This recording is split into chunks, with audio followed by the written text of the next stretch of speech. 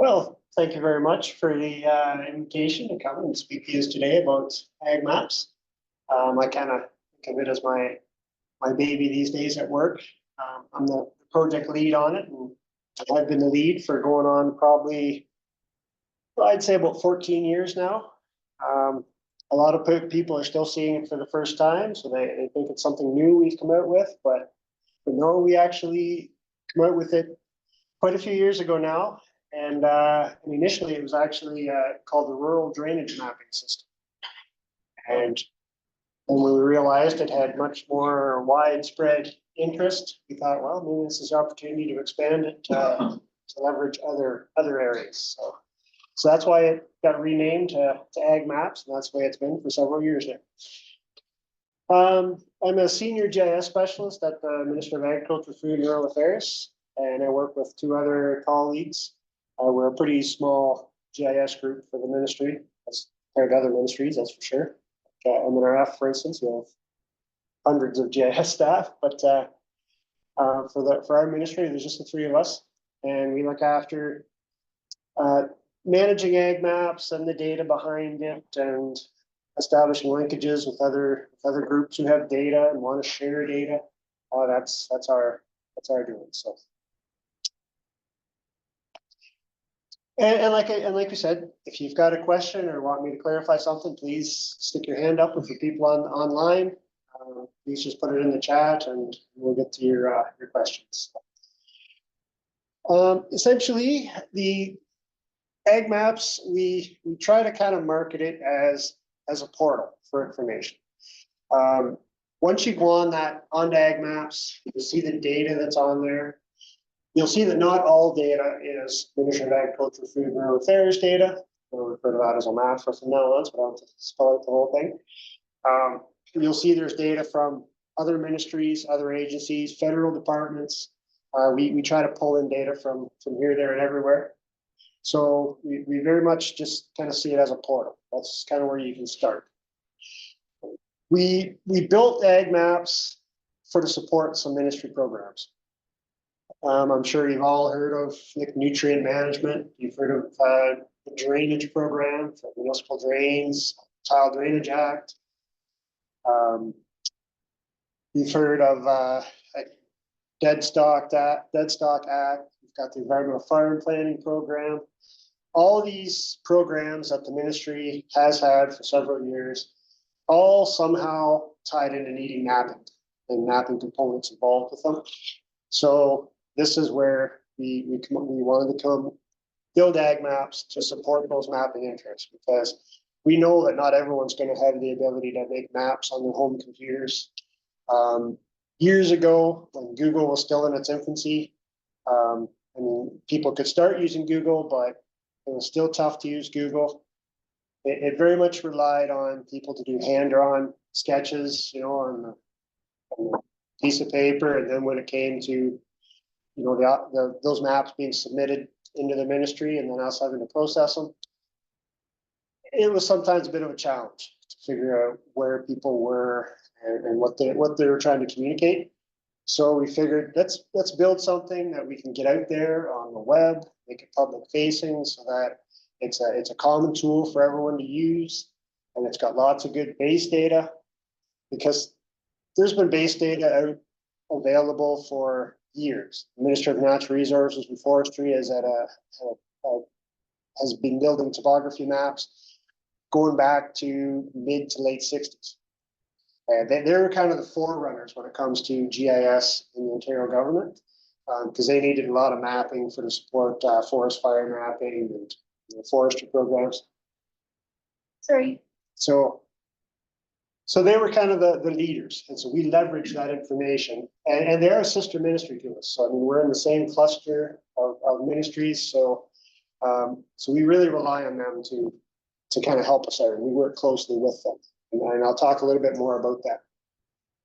But the target audience for AgMaps was the agricultural and rural communities, which is kind of opposite to Google's interest. They're very focused on the urban areas, and that's why you'll see a lot of their imagery. Awesome imagery in urban areas. You get out into the rural areas, not so much. So we flip that. We're more interested in the rural.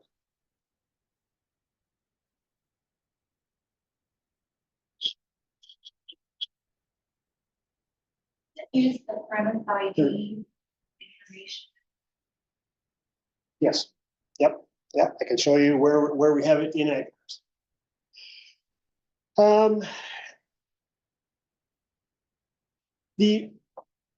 As you can imagine, with the modern agriculture, we're constantly seeing new technology coming out there. GPS, track the self-directed steering and GPS enabled. You see all that kind of thing starting to come into play. Yield mapping, GPS mapping right on board the combines, but in various equipment now having them.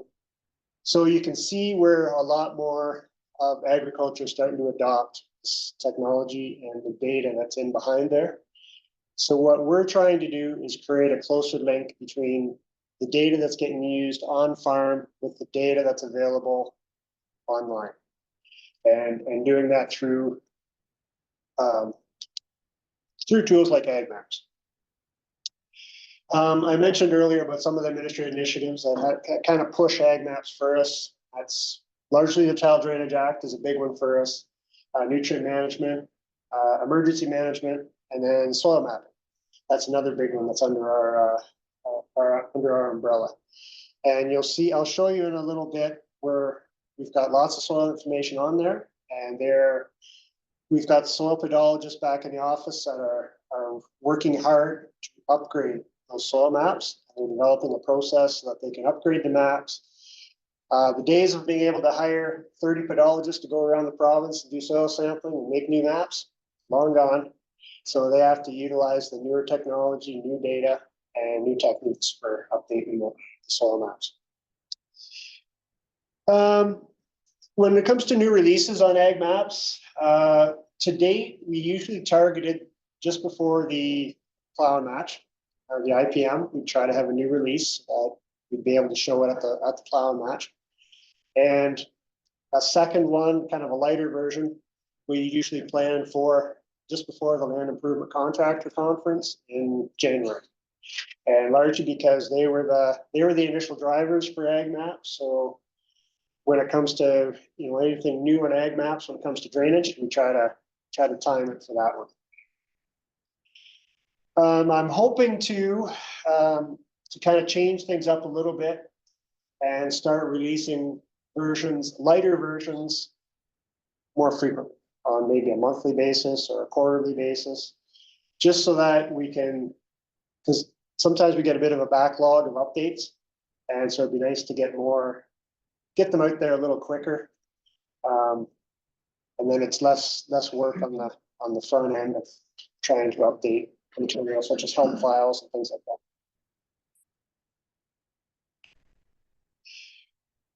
This was I don't know if there's any real technical people in the crowd, but basically AgMaps is built on a technology called GeoCortex.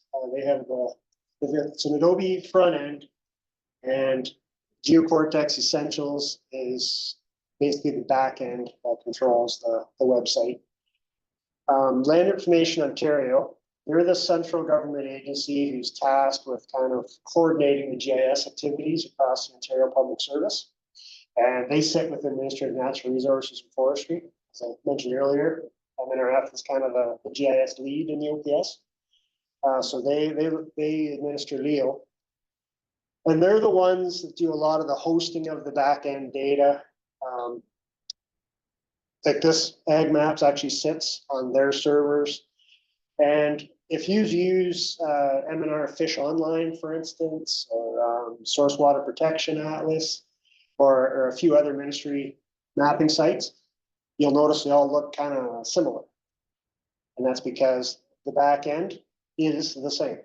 We all sit on the same foundation, and then we just kind of tweak each of our sites a little bit to match our focus area. And for us, it's agriculture, so we kind of beef up the agricultural layers. But when you look at the topographic map, the functionality that's available, that's all the same across all the apps. And that comes at a pretty big cost savings for us all to share these servers so that we're not each buying our own servers and having to host them, and we just there's a lot of work that happens in the back end to keep these things up and running.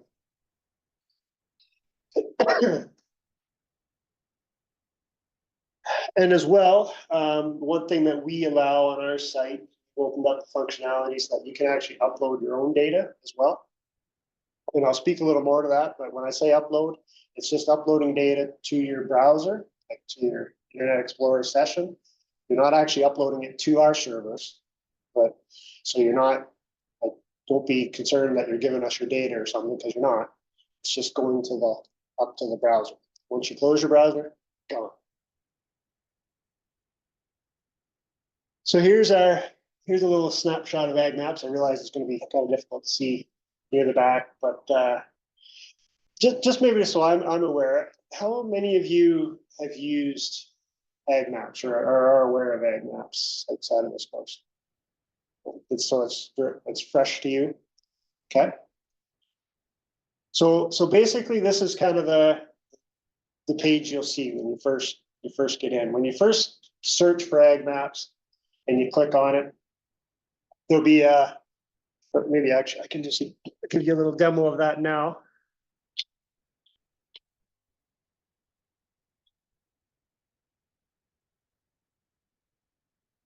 So if you go over to do a browser session and you just type in AgMaps. Bob, it's not sharing with the phone. Maybe stop screen sharing with the one that is.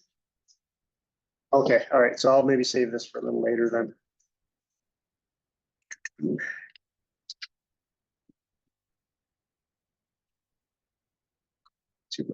Back to my show. Okay, we'll stop sharing and switch over a little later then. Is this okay for them back there now? We're back to sharing.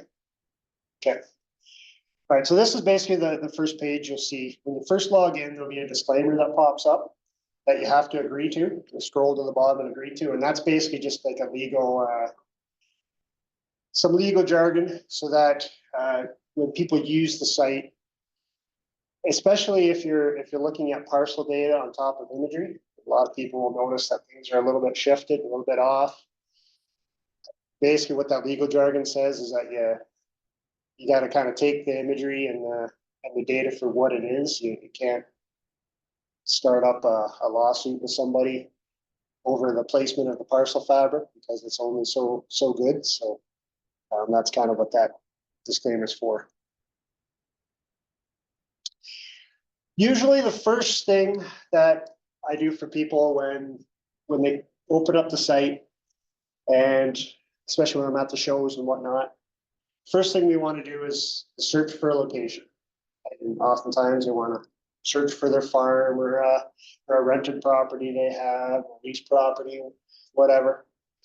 And at the top, you'll see there's a list of buttons. And one of them is search my location. And when you click on that button, you'll see a drop down of options that you can search by. And probably 95% of the time, people search based on an address. However, if you're more in a remote area, or you're up north, maybe you're using it for hunting purposes. You may have a GPS coordinate that you've captured from some other time you're out in the field. So you can click on the decimal degrees or the degrees, minutes, seconds, and you can type in a coordinate. And same with UTM, although that one's very seldom used. I don't think I've talked to anyone yet that's used UTM to search for a location. Or same with geographic names. But you get down to the lot and concession and township option, and that one starts to get more popular. There are a lot of people that like to search for a property based on lot and concession. Now the township just I wasn't watching those. Yep. Layers. Yeah, under the layers tab. Layers tab. And then search by location. Search by location. Yeah. That's how you slow when you're talking. Yep. Okay. If you go to search using the lot, concession, and township fabric, I'll just want to let you know, the township it's looking for is the township that would have been on the original township survey.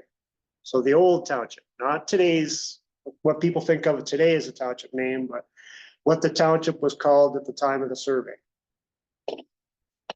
It's one of those things that I notice it causes a lot of confusion sometimes with folks, because now you've got the lower tier municipality names and you've got municipalities that have amalgamated, and it starts to get pretty crazy out there. But if you try to search based on a lot and concession and you put in a lower tier municipality name, you might run into cases where there's actually 2 lots and concessions that are with the same number.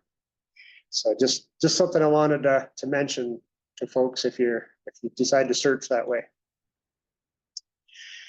Another option to search is if you click on the I want to, that's on the map, in the upper left corner of the map. If you click on that, there's a few other options here that pop up for you. And one again is find an address. That's a quick way for people to find a location.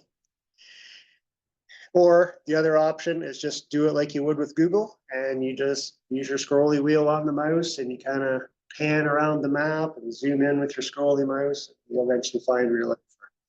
I know a lot of people have come up to me at farm shows and they're not sure of an address. It's another property they're looking at. It's not the home farm. It's another farm they have.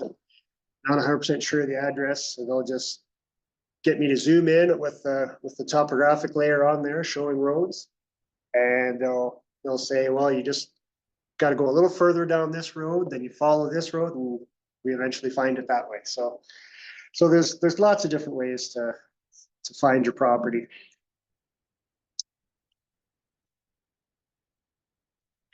Okay, when you're looking at the layers in AgMaps, you'll see a bunch of layers on the left-hand side, and you'll note that there's a lot of plus signs on the left side of the layer name. And what that means is that layer is actually a group of layers. They're nested, it's called.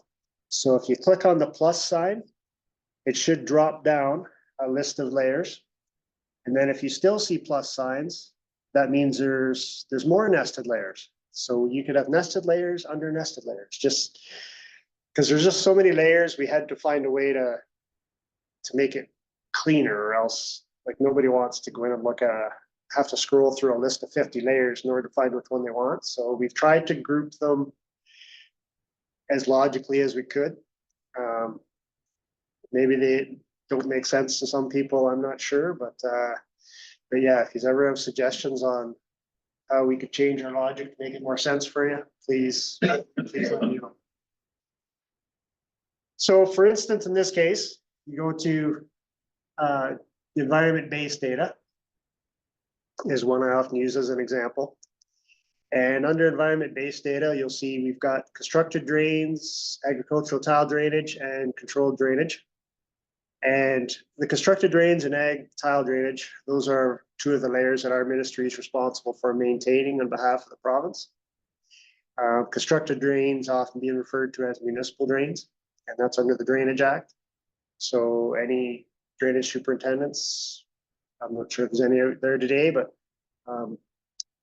yeah, municipalities will send us in their drain information, and we'll upload it on the map here. And for tile drainage, those are the tiled areas that are mapped out that the land improvement contractors have sent us. It's a condition of their licensing. They have to let us know where they installed tile the year before, and we put that on the map. And under the environment-based data group, you'll see another group called the Ontario Soil Survey Complex Group.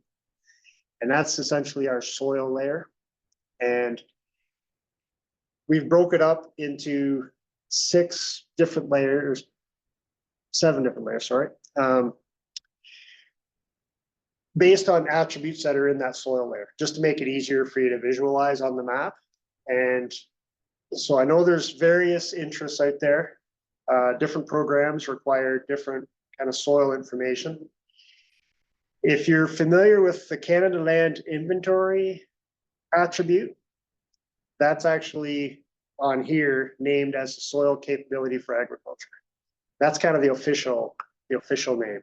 And so our soil pedologists wanted that put on there. But for, I know a lot of people are more commonly refer to it as a CLI and Canada Land Inventory. So that's the one there you're looking for. But we broke out the soil name, soil code, soil symbol, the hydrologic soil group. For anyone that's been doing any kind of water erosion control courses or structures, that's a common one there. Drainage and surface texture.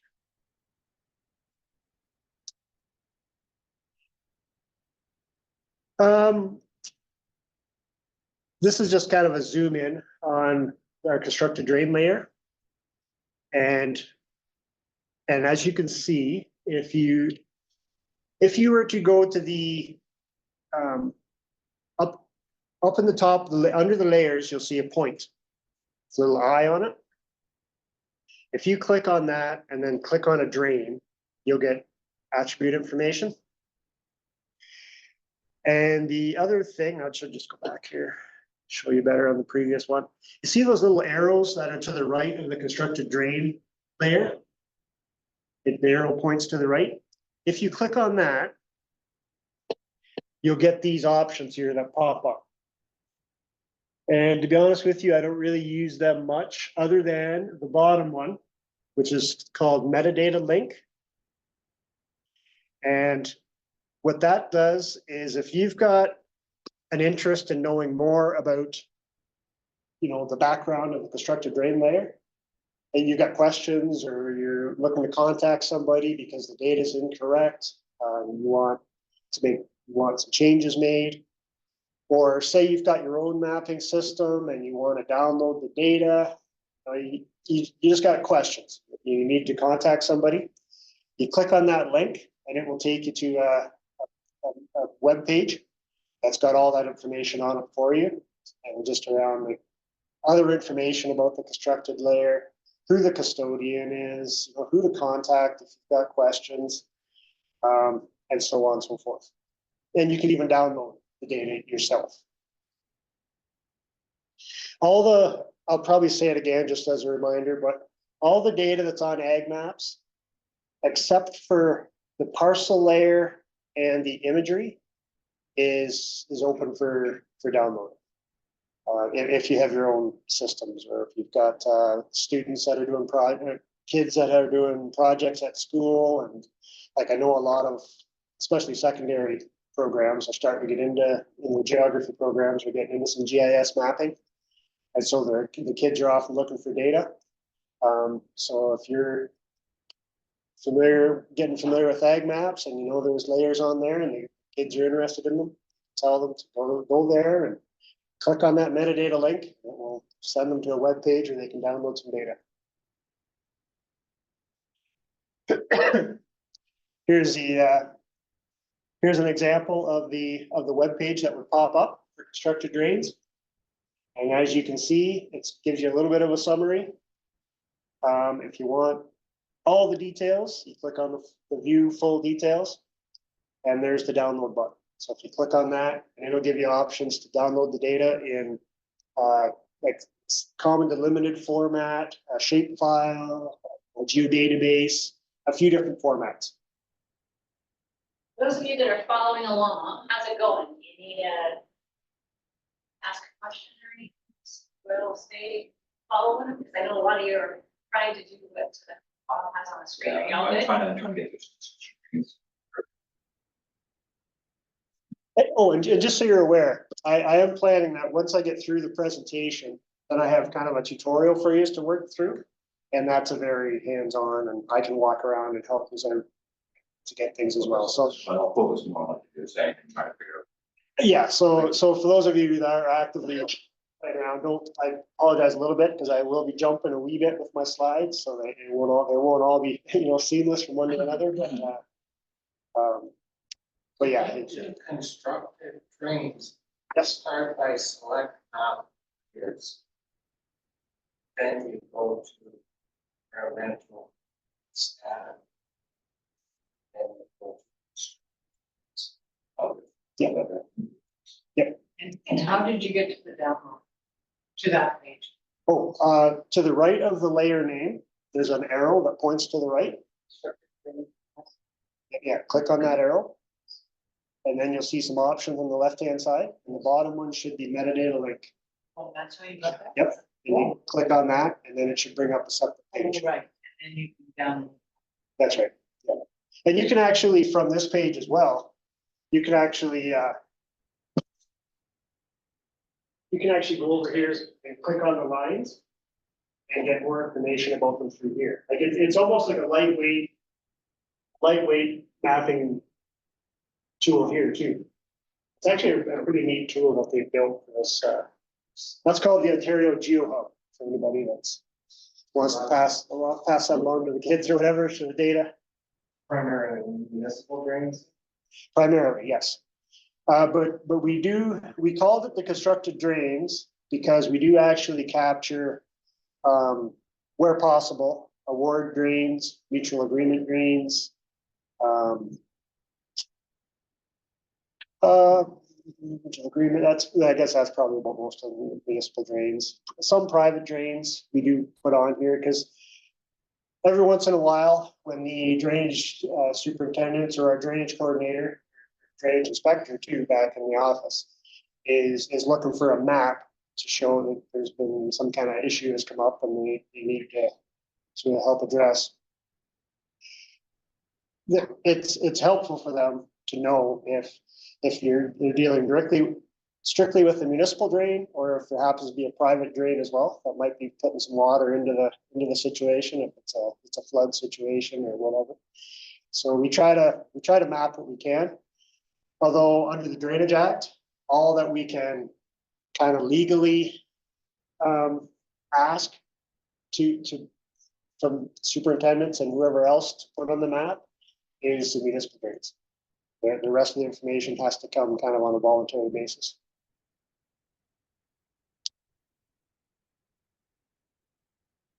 And just as an example of how you can find information, this is an example of the soil layer. So if you turn on any of those soil layers, like under the soil survey complex group, and you go up to the point button here with an eye on it, and you click on a polygon, you'll see a polygon information come up here. You click on that, and the whole list of attributes will show up. So there's a lot of data in behind the scenes that you have to kind of go and get it to show up so you can see it. We could only do so much with symbology and labeling and stuff like that. There is a ton of information behind the scenes that, and this will be more pertinent when you're creating like environmental farm plans, where they ask for soil information. This is a way to get to some of that information. So when they're looking for the name of the soil, you click on the attribute, you get it to pop up, or click on the polygon, you get the attributes to show up. You'll see that under like soil name 1, it's a Toledo PD phase. So that's the kind of information put on the environmental farm plan. How did you get there? I click on select mod layers, and which one? Under environment-based data, there's a soil survey complex group. Yep, and hit the plus sign so that expands. Yes. And turn on any of those layers, doesn't matter which one. You just turn on soil name is fine.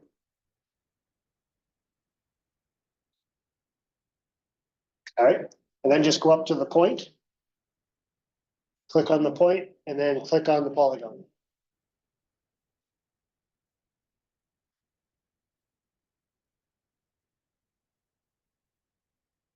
And we can go over that more later as well.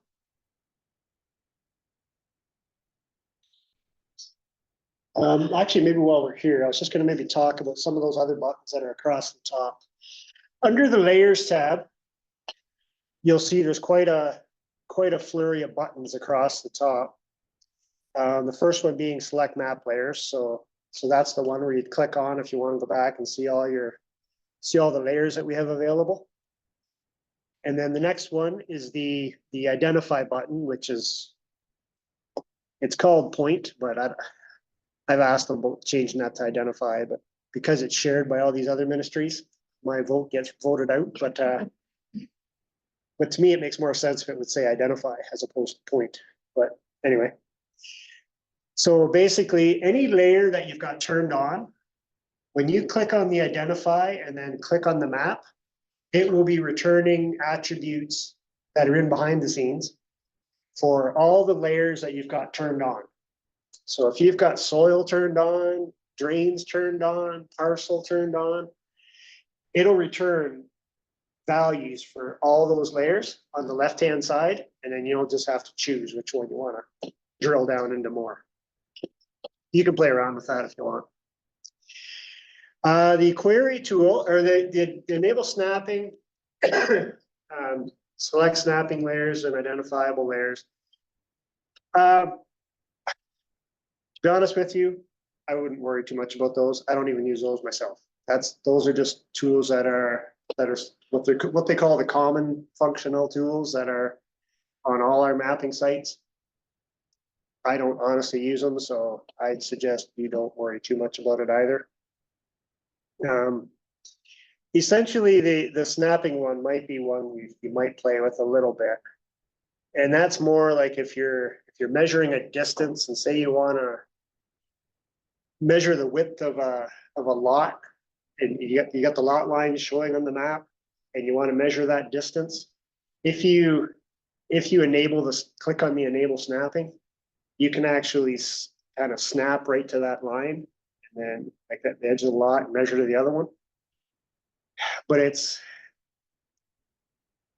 in my mind, it's a little bit clunky trying to use that tool because it has a tendency to snap the things you don't want it to, and next thing you know, you're kind of cursing at it for snapping to the wrong things. So I don't use it too much. Query, that's if you want to do some analysis, like say you want to find all the soil polygons that have a certain name, like they're all Smith loam, then you can actually click on the query and build a little logic statement that says, please find me all soils that are named Smith. And it'll go off and it'll figure that out for you and return, the map will zoom to those polygons that are named Smith. It'll highlight them. I don't talk to too many people that have used that tool. I know I use it in the office a bit when I'm looking for specific attributes that, like, especially when people contact me and say they want something fixed, like a drain name. I got the wrong drain name on a drain. Then it's easy for me to go into the query, find that specific drain, and then zoom to it and fix it. That on my other system. And then search by location, we talked about that earlier. The assessment parcel button, that allows you to search specifically for a parcel number, an assessment parcel number. That one's quite popular if you're doing some work with for the municipality, when they'll more so if you want to make a map of another farm, like maybe for an environmental farm plan, and it's not your home property, but you know the tax roll number of the property you want to make a map of, you can type that in and you can zoom to that parcel. That's the one that real estate agents use a lot for anyone that's in the crowd, because oftentimes they will know what the parcel number is for a property. So they'll just go in and click on that and search for the assessment parcel. Measuring distance. And if you click on the drop-down arrow, there's also the option to measure an area. And when you click on either of those, it will ask you to specify the units that you want to measure with, whether you're an acres person or a hectares person, distance, if you're metric or imperial, you can change those options. and then measure your areas, and we can do that in the tutorial a little later. And the edit, that's for if you've actually went to the, you've already got some markup done on the map, you've added a polygon or a point or a line, and you want to edit it. That's the edit button for you. Upload data. If you've got some data that you've, and this is something I know our land improvement contractors use a lot, because they have GPS data that's gets collected on their drainage plows after they've installed tile. They'll actually take that GPS data and they can upload it and see the lines on the map, like the actual tile run. So they'll get zoomed into a farm property, to a field, then they'll upload the GPS data and they can see on top of the aerial photography where all the lines are. And it's then they produce a map that they give to the farmers. It's a pretty good, it's neat seeing those maps. The add layers, that's similar to an upload data, except the add layers is a little more complicated. If there's a layer that's of information that's being hosted by somebody who can put their information out on the internet in a geographic format, and you want to add it to AgMaps for one reason or another, if you have the URL of that data, you can actually add it to AgMaps and it will show up on top of the map. I could probably count in one hand the number of times I've heard of people using that tool at this point. And the reason being is it's tough to use. I find it tough to use myself. Like the data has to be in a very specific format, and hosted just a certain way in order that our system recognizes it properly to put it on the map. Otherwise, you just get a blank. And it's one of these buttons that we're kind of testing it. We've been testing it for the last 2 or 3 years just to see if there's folks out there that are able to use it okay. But from what I'm hearing, no one's using that button. Anyone that tries to usually has trouble with it. So don't be surprised if you see it disappear.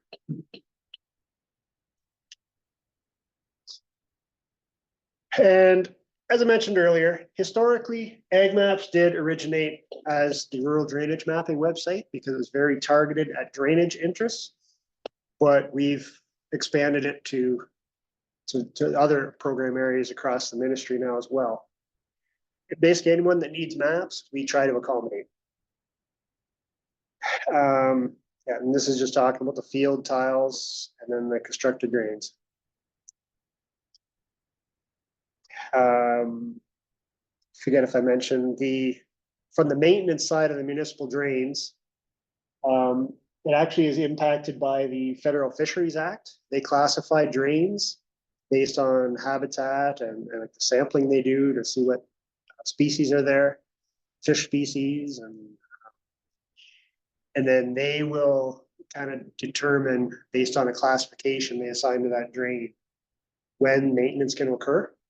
And it can cause quite a lot of fun out there in the world of the superintendents, the municipalities trying to maintain drains. But anyway, as we update the data, they will download copies of the data, and then it links to their database with all this habitat information in it, and then they assign a classification which we attach back to the constructed drains. So we can, if you look in the attributes of the constructed drain layer, you'll see that there's a drain class value. That's where that's coming from, is the Federal Fisheries Act. The tile drained areas. This is just kind of speaking to the origins of AgMaps, where basically this was the end goal, was to take like GPS data, DXF data, shapefile data that come in from the contractors in the actual lines, and get it onto the map so that they could print a map. And this mapping tool, as you see it here, this mapping template, that is coming out of AgMaps. So that was the initial driver, was to be able to get a system in place that allows us to upload data and produce a map. That was the first template that AgMaps was built to print out.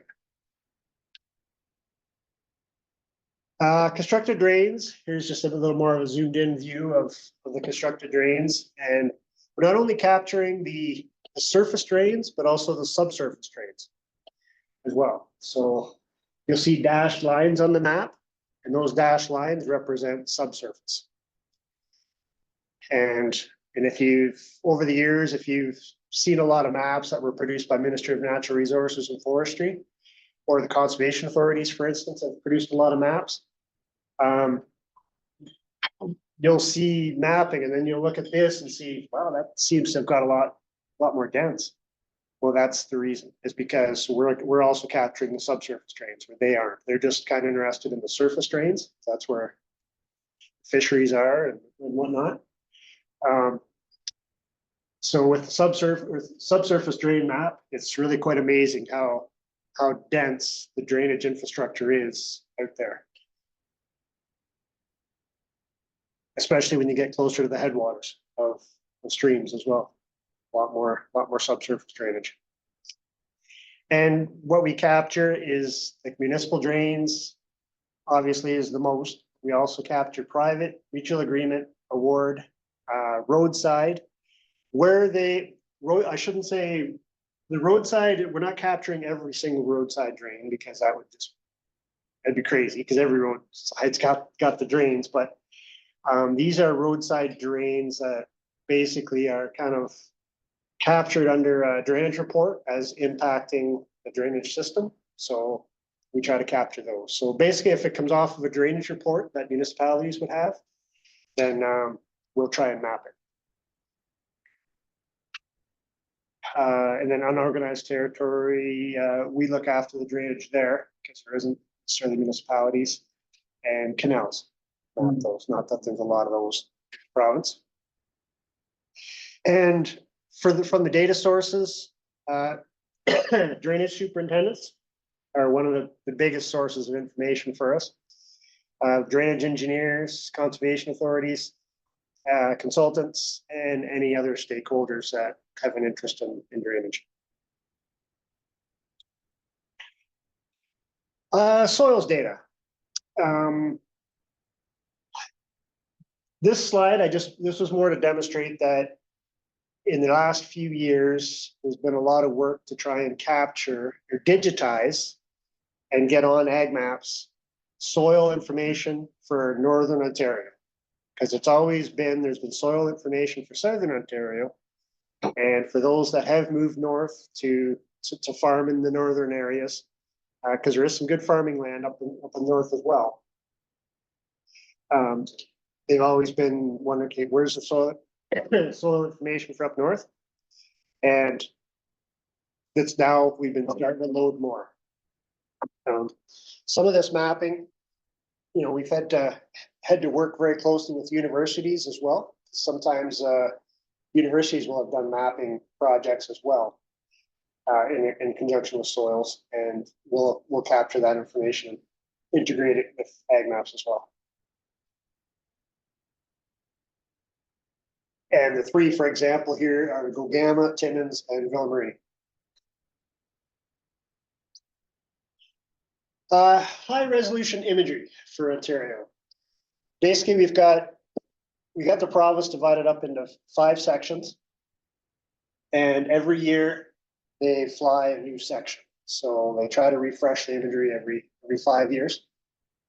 And what happens is Land Information Ontario, since they're the central agency, they coordinate a project that has about 100 stakeholders on it, from provincial ministries, federal agencies, conservation authorities, municipalities, even private consultants. We all put some money in a hat, and the Land Information Ontario then goes out, hires a contractor to fly this high resolution imagery, and it's flown to our specifications, the agreed upon specifications for the province, with the key factors being the imagery has to be acquired as soon as the snow melt has melted in the spring and before leaf on, so that they can see as much as possible that's on the ground. And that's what most of the partners were interested in, so that's the specs. And it's 15 centimeter resolution, which basically means 15 centimeters square. You gotta be able to see what that object is. So it's very high resolution. Yeah, and as you can see, like you can easily pick out, features on the ground. And a lot of that's of interest, like to Minister of Natural Resources and their forestry interests, because they're actually identifying tree species based on the imagery nowadays. Back in the day, you'd send technicians out to the field to do this work, but those days are gone, I guess, and so now they want to do everything through the computers. So it's pretty cool what you can see. Sorry, what's the access to the high resolution imagery? Which tab is that under? Oh, if you scroll to the bottom of the layer list, and you should see a topography and an imagery at the bottom. So if you've got topography turned on, just turn it off and click on the imagery at the bottom. And you should see an image like this pop up. Okay, thank you. You're welcome. And you'll actually see, actually right below that layer, the imagery on the bottom, you'll see it says historical imagery. And those are past imagery acquisition projects. So if you look at a place like southwestern Ontario, for instance, you'll see there's 4 different options there, 4 different years of data that you could turn on, which is kind of neat if you're looking to kind of see, well, when did I build that shed, or whatever, you can turn this layer on, oh, it's not there, and turn on the next layer, oh, there, it's there. So it's kind of neat. And the historical imagery, you can actually, it's freely available now through Land Information Ontario and the GeoHub. But the current imagery, you'd have to purchase, and that's because of the interests of all the stakeholders that were involved in acquiring the imagery. Like if we start giving it out for free to somebody, then who's going to pay for it? Like it's one of those chicken and egg kind of things. So what they've agreed on is current imagery. If you want imagery that's been flown in the last 5 years, you have to buy it. But once it's older than 5 years, then you can get it for free. It looks pretty recent. Yes. Oh yeah. Depending on where you are in the province when you're looking at it, it can be like the last one I think was 2023. But I should assume it is 5 years old. When I look at an image, Okay. right? I'm asking, Oh, like, should it be 5 years? Just well, isn't that what you said? it could be up to 5 years. It could be 2 years old. It could be 3 years old. It's depends on where you are in the province. And I forget exactly when southwestern Ontario was last done, but like this area. But if you right click on the map, on the imagery, you'll see some options pop up. And one of them should say identify imagery source. If you click on that, up on the left side, it should kind of give you some information about the photo, and there should be a year in that name. And I'll demonstrate that too down a little ways from now. Okay, again, there we are. There's my chart. I forgot I put that in here. All right. Okay, so southwestern Ontario, last done in 2020. So yeah, so in this area, the imagery is starting to get a little older. But it will be flown probably in spring of 2025. If the trend continues as it has. But those are some pretty big areas to fly. So, and I know southwestern Ontario, it's always been a huge challenge for flying this area, because there's quite a change. It's almost like a seasonal change when you start flying from the tip of Bruce Peninsula to the Niagara Peninsula. Like the snow's gone in Niagara Peninsula long before it's gone to Bruce Peninsula. So I know that the people that coordinate this project, The poor guy, he doesn't have a lot of hair to pull out, but he pulls it out every spring when he's managing the contract, because the flights, they usually have 3 planes in the air, and they've only got a pretty short window during a day to fly. I think it's like about 10 in the morning till 2 in the afternoon they have to fly, because they got to have the sun at the right angle, or else you're going to get huge shadows on the ground. And you don't want any like fog or anything along the ground. It's got to be a nice clear day, because you don't want clouds getting to be a problem. So when you think of how many actual flying hours there are, and then to cover that entire area, it's pretty, and deal with any airspace issues. Like I know anywhere around Toronto is a huge headache for them because of Pearson. So then you get down to the southwest, they deal with Detroit. So it's a lot of fun, I guess it is, when you acquire imagery for that area. And the measure area and distances. This is a tool that's probably, when I go to a farm show and I'm demoing this, and I'm going to London Farm Show later this week, I'll bet you I spend 80% of my time zooming in on people's property, measuring areas for them. Because lots of people love to come up and zoom in on their farms and say, "Can you measure that field for me?" So I will. And then oftentimes it'll come with another story about, "Oh, the guy I'm renting it to, he's not paying me enough for it," or something. Says, "That's not what he told me to do." So I just said, "Well, this is just what I measure." So, and it's quite accurate. If you take your time to actually do lots of clicks as you're tracing your field, you can get a pretty accurate measurement.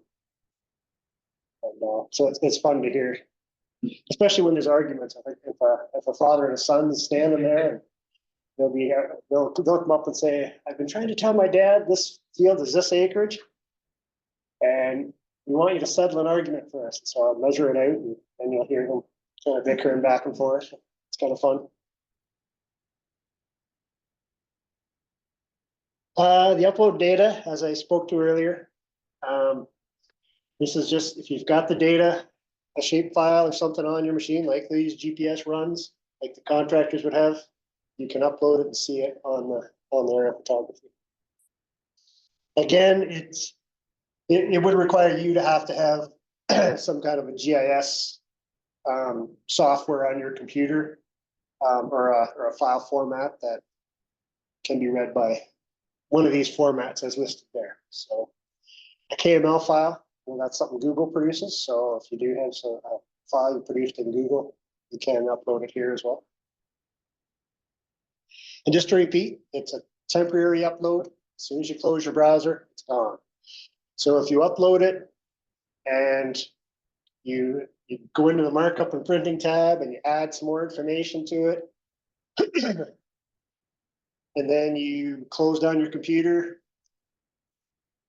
it's gone. Don't come back and open up your computer and think it's going to be there, because it's gone. And I just had a tough conversation with a lady last week that called me. She's from up north somewhere, and I think she was actually doing something. She was applying for a funding program and she needed a map.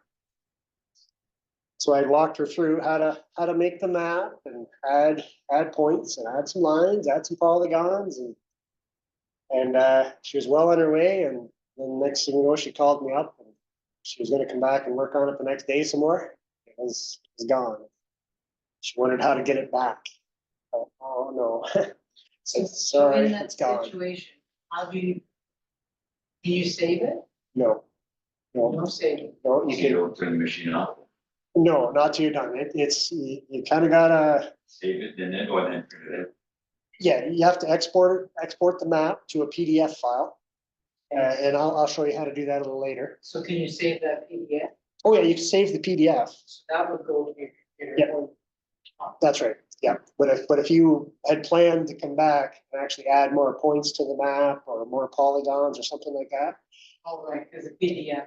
Back. no, you can't put the PDF back in. So yeah, I wish we could, but my developers tell me that when it start getting into that level of GIS kind of mapping, they say the users are better off to go and and download like an open source GIS software package that they can install on their QGIS, one of those programs that's free, that you can just go and download it to your computer, and that's a little more.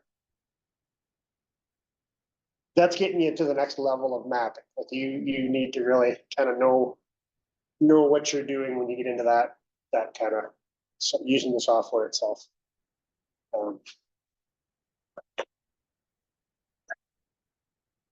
And yeah, this is just kind of speaking to the text and graphics.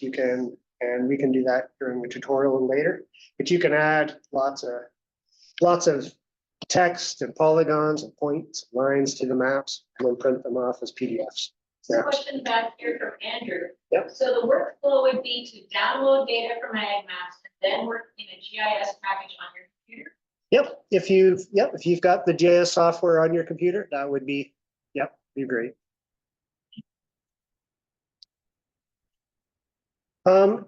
Just going back to that right clicking, if you right click on the map at a specific location, like in this case, you're zoomed into a field. And this was kind of the point I was making with the agronomy side of AgMaps uses. If you're trying to send a driver to go and take a load of fertilizer or something to a specific field, you can actually, zoom in on the field, right click on it, and you get a latitude and longitude. And that latitude and longitude they can put into their phone or their GPS or whatever they've got handy, and that'll take them right to that site. But you can see there's other options here as well. Just quick options if you want to just drop a point, you want to plot a coordinate, you want to add a bit of text. Identify imagery source. This is where you would click to find out, what the year of the imagery is. And you can buffer features from this point. If this is more if you say you want to click on a well and want to make sure you're not, spreading manure within 100 meters of a well or something, you can click on that and can buffer around the well. And the bottom one is you can open Google Street View. We've added a Google Street View option. So if Google Street View is available for that area, but again, that's one of those ones where I'm finding a lot of people are finding it's not available for their area. So if I keep that long term, I'm not sure. Sometimes I think it just confuses people.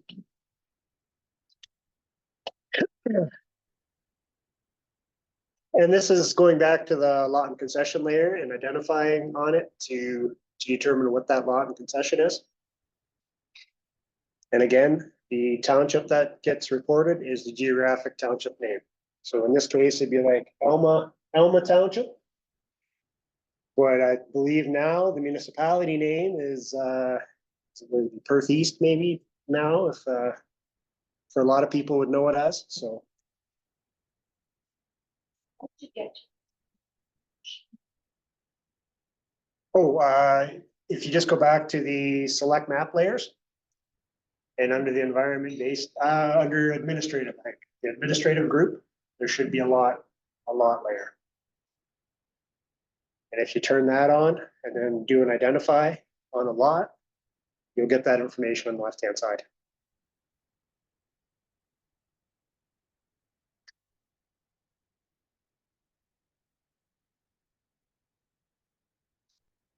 As you'll notice under the create map button, you'll see there's a bunch of map templates that pop up, and those are map templates that we've done our best to pre-build to suit the needs of the various program areas at OMAFRA.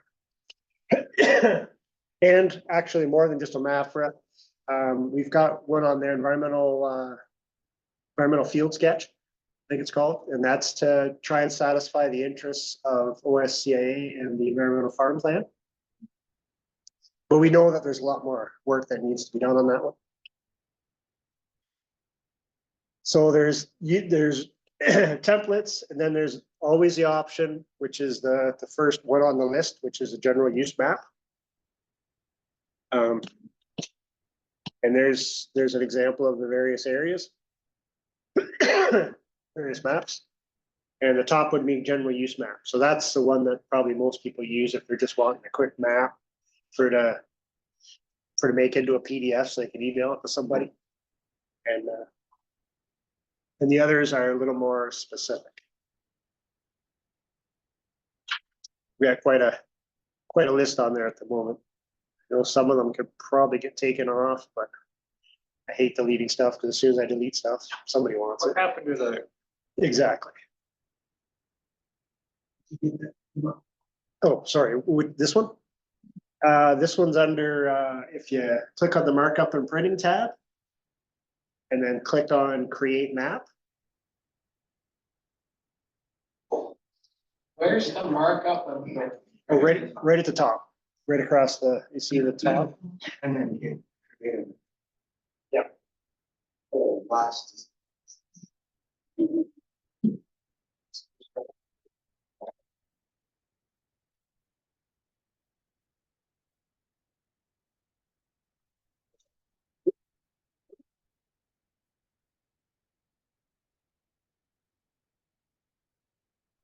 So that's all the templates we've currently built. The auto populate 911 address is kind of a fun tool that I like, and I think a lot of people would benefit from. But it's a tricky one because not everyone knows it's there. It's hard to make it obvious unless you're using this mapping fairly frequently. But if you go to one of the templates, and I often use the tile drainage record mapping template as an example, and you click on it. If you click on this little pen tool, and then you click over here on the map, it'll auto-populate all the geographic information for you, including oh, the 911's not actually listed on here, for example, but it will be on some templates. I think I had to take it off this. Yeah, so, sorry, maybe use a different map template's a better example. But the point being is this auto-populate, it doesn't just auto-populate 911 addresses, it auto-populates like from this angle, but it'll auto-populate the municipality, upper tier and lower tier. There's a civic address there. Then concession and lot. It'll drill down and pull out all that information for you. So you don't have to try and scramble and figure out what's that lot and concession and all that stuff. It'll do it for you. Saves you a lot of time and hassle if you have to do a lot of these maps, like the contractors, drainage contractors do. Some of them have to submit 80 or 90 maps. So we've tried to make things as quick as possible for them. Another thing too, a lot of people don't realize that we have a mobile version to this, to AgMaps as well. However, to me, AgMaps, you get more out of AgMaps if you're using it on a desktop or a bigger screen. I've used it on the handheld before, like on the phone, and it's usable, but it's not that fun. It's tough because you got to hide stuff in order to get your map to show up bigger so you can see stuff on the map. It's hard to like click on features to identify using your phone because your phone it's a touch phone. Like when you click on stuff, it wants things to happen, and so it's hard to get it to act the way we want it to show you mapping information. So I mean, it may be okay for a quick looking at some imagery or something when you're in the field. But as far as actually using it as a tool to make a map you want to submit for a funding program, you're better off just to go to a desktop or a laptop.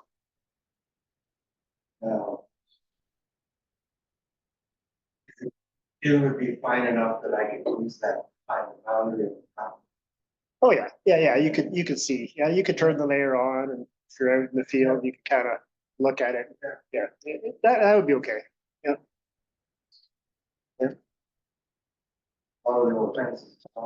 Yeah, exactly, yes, yeah, for sure.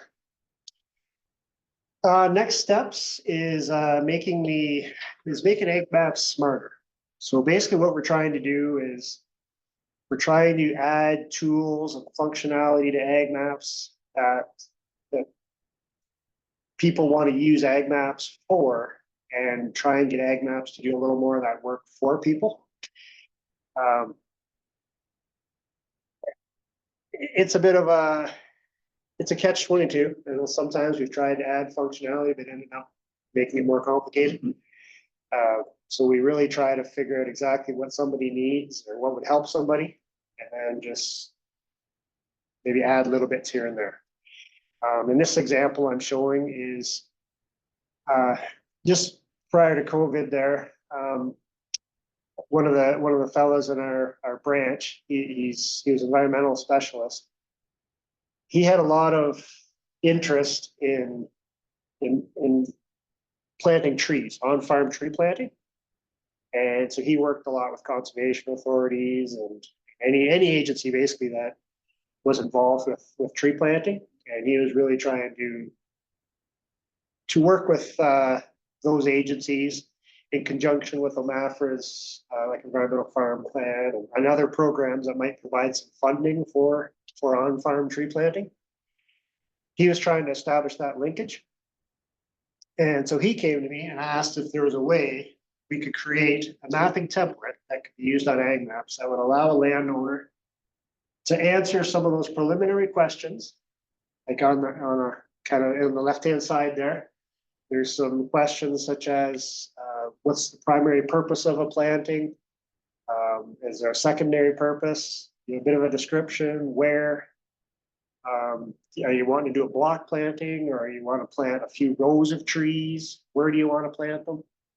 And it got to the point where we could actually have someone go on here, delineate the area where they want to plant trees, and specify the length of the row, and then then the system here would do some rough calculations as to approximately what that might cost on a per tree basis. Well, you choose your species, how many rows you want to plant, and then it would come back with a bit of a template that you could print off into a PDF, and you could take that to an agency or email it to someone to say, this is kind of what I'm thinking.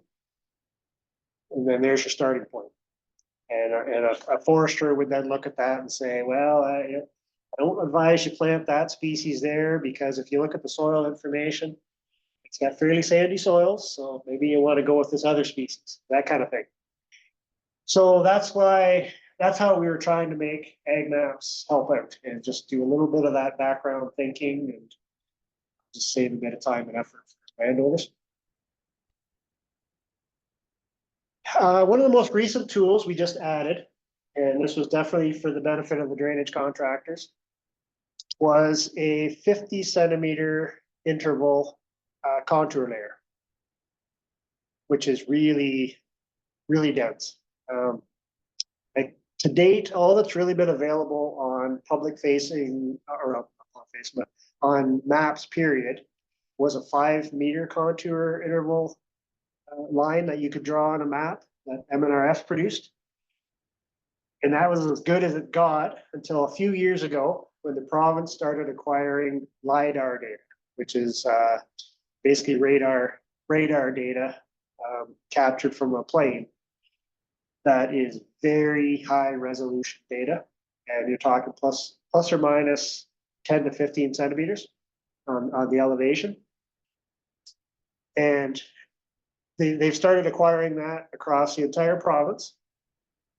And so, again, this data is being managed by MNRF, and they've got it into a location now where folks like me and the AgMaps, we can access that data. And with a tool that works in the background, we can add a 50 centimeter contour line, or derive the 50 centimeter contour lines to put on the map, which makes for a very lot of detail on the map. So there's an example of if you run the tool over that field, and that field, looked fairly flat when you first looked at it. But once you drive that level of detail, you can really see how the water would move. And this is what the land improvement contractors were really hoping we could get for them, because they actually spend a lot of time out in the field prior to doing field installs, capturing data themselves and designing a system of how to run the water that makes the most sense for that field. But they're telling me now that if this data can be put on AgMaps like we've done, they think that that'll save them from a lot of that front end work that they've had to do up until now. And hence it should save them a fair bit of money, and hopefully those savings get passed on to the landowner. And I can show you how to use that tool in a few minutes. We switch over to AgMaps Live. And so there's my contact URL to AgMaps, and there's my name and my title. And I forgot to put my email on here, but it's just my first name dot last name at ontario.ca. That's my email address. And if you also want to add the email address of OMAFRA GIS, all one word, at ontario.ca. That's our kind of general email inbox for the GIS folks. And so if you want to include any questions there, then if I'm not available for some reason, then my coworker will see them come in, and then he can respond as well.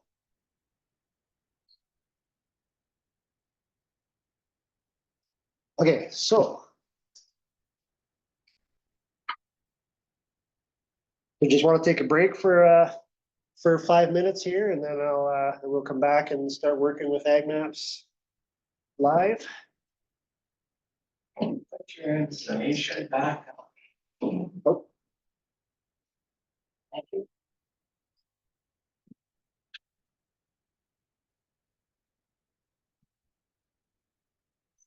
Coffee, tea, water, cookies, washer, and then we'll start back up in 5 minutes. And for those online, I'll just stop sharing, and then I'll have to start sharing again once we get the AgMaps site on the screen.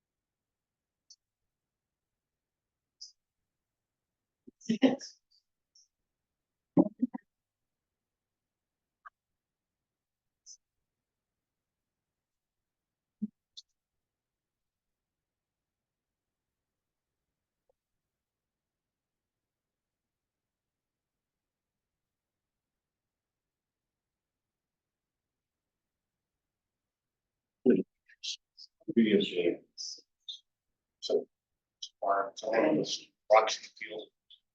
Yes, yes. I think lines that look like the drainage. Yeah.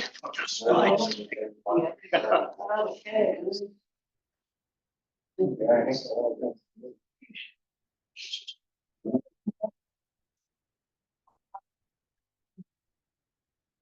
Situation. So. One of those Yes. like steaks and. Okay.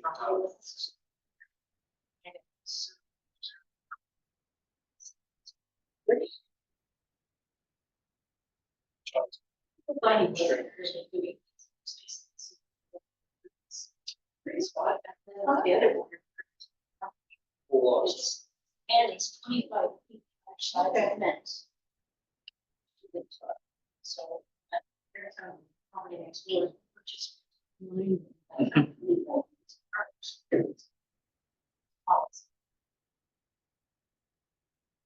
So if you use this with your phone, you'll be able to stay in. Right, but phone, I wonder exactly the top. Steady. It'd be pretty damn close. So you got a phone or you got a, not a phone. So they're doing. But if you, So like your realtor, so in other words, you got. if you're saying if you're running this side, that's fine. It's like a place. We don't have anything. Everybody. What the hell to do with the. You data on your phone. Coincidentally, at the same time, I have. Program. So good. That's right. But they're That's just- So I got my phone, I download. Log into that Log website. in. Run that website, and then I go walk outside.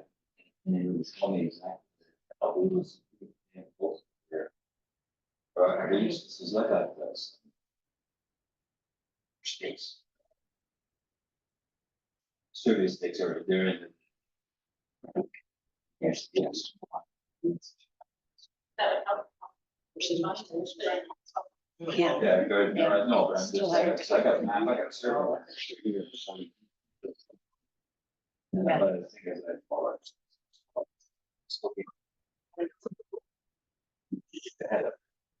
So I take this thing, so I go getting down 1400 feet. And it's easy.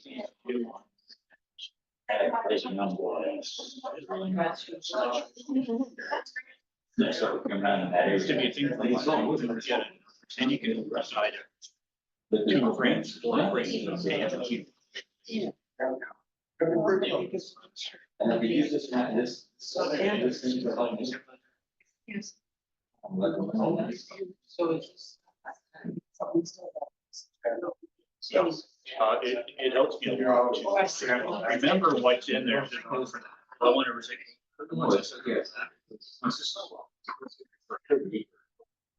I found that. On both sides. I got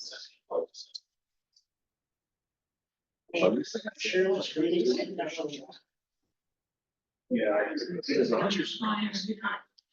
No, okay then.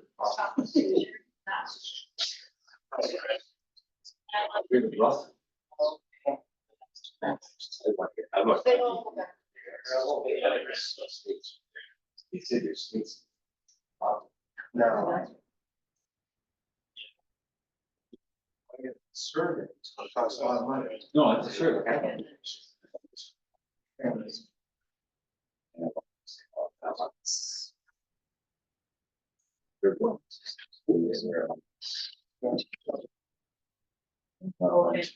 Yep, there's a lot of.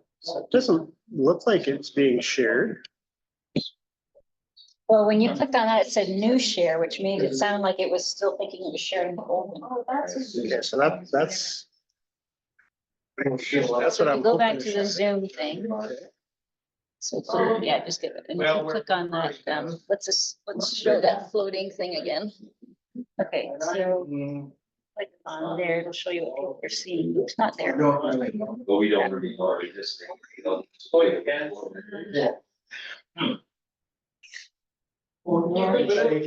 Get you in right. Last week I was able to click on there and show me exactly what people were seeing. So it looks like we're not screen sharing. There's the screen. Yeah, so that's what you want. Yeah.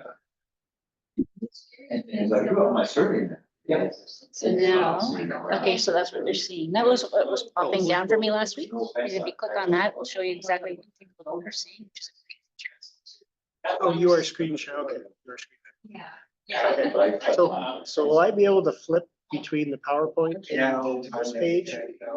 May be able to see it? So you want to continue to do PowerPoint and this? Yeah, like my questions were on the PowerPoint. And then I was gonna do the answers on the AgMaps. Probably doesn't matter. I can probably just work off this. It's probably fine. You can just, all you have to do is just, you have to unfortunately stop share, go to the other one, stop share, come back to this one, like it won't be an easy toggle. Let me try this and see what happens. So, We're gonna have to do it. Yeah, no, it's still in the still back showing one. here. You get it, I get it, one place. The only way I've ever had any success is stop, start, which is a pain in the butt, but that works. Yeah. Okay, well, maybe I can use, maybe I'll just speak to the question. And I'll answer it using the AgMaps, or I'll show the AgMaps to show people how to get there. You know what all those questions are, obviously. Yeah. Okay. Yep. And you can you can bring up, without them saying it, you can bring up, yeah. Yeah, exactly.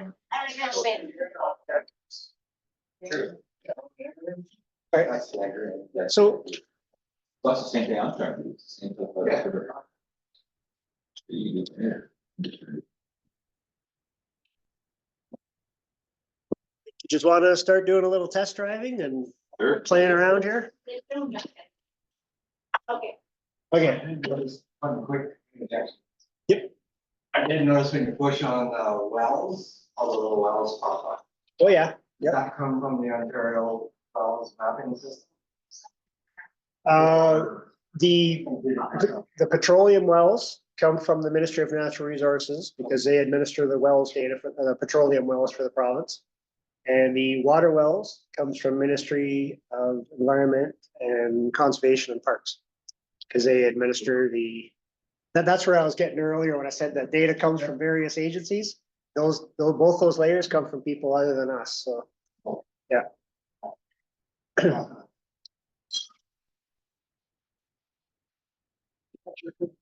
Should have gotten out of my chair. So under that screen I had earlier, if you just click on the launch AgMaps button, you should see a screen like this pop up. I'm assuming many of you have that have got your laptops here anyway. So just scroll to the bottom and just accept. You can read that sometime you're bored, but it's that legal display. Yeah. Okay, so I had a little tutorial I had to go through here. I know the people online aren't really able to see my screen because I'd have to flip-flop. I'd have to stop sharing and reshare a whole bunch of times here, but so I'll try and read the challenge I have for people. And that's basically, could you locate the following address of 2289 Moore Road, Ridgetown?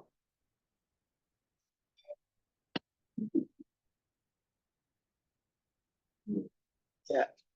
So if you go to the find address, I'll just copy this.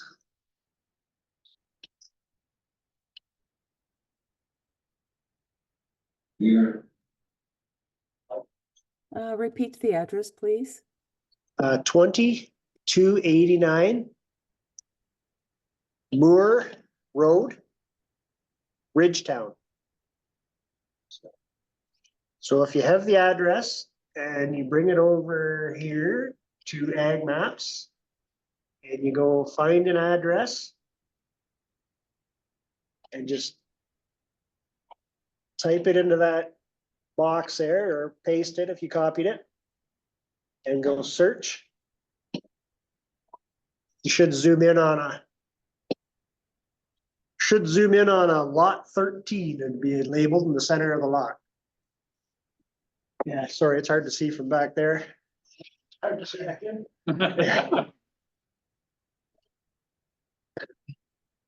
And again, that was 2289 Moore Road, Ridgetown. And for those online, Yeah, 20. Yeah, it's 202. yeah, 220289. For those of you on the line there, can you see my screen okay of AgMaps? Yes. Okay. So is it 2089 or 2289? 20289. 20289, all right. Yeah. You'll see it on the screen. Yeah, I've pasted it into the address of the on AgMaps here. Yeah, in that found box. it.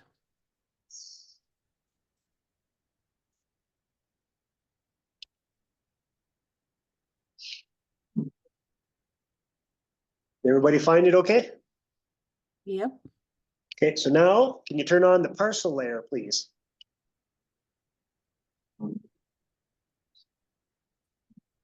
So if you go up to layers and select map layers and parcels, and you remember me saying that's a group of layers, so click on parcels. And you'll see there's assessment parcel, there's farm property class tax rated parcels, and there's the provincial premise registry. That was a question I think one he has said earlier was about the premise ID. That's the layer right there.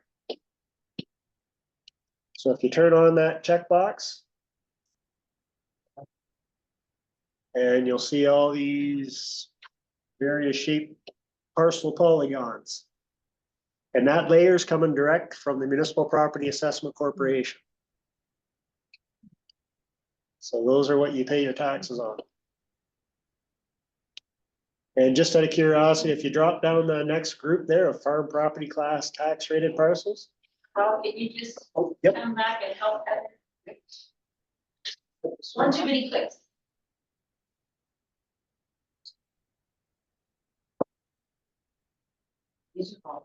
She was further in the.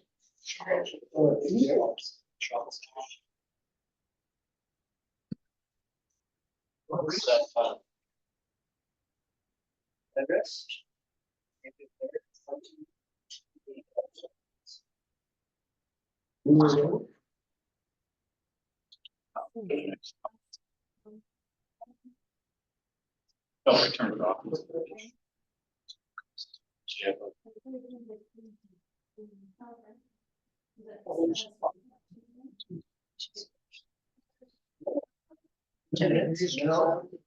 Layers.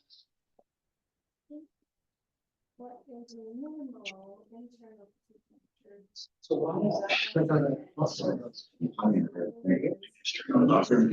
Says there's no results on the gas. Oh, got it. Very well. Sorry, it doesn't give me the address. It says no result.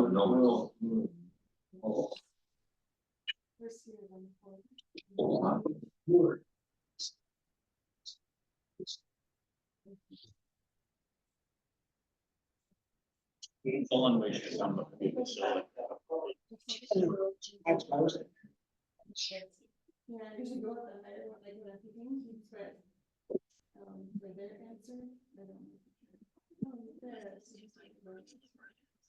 Consider my lament. Hear my cry for help, my King and my God.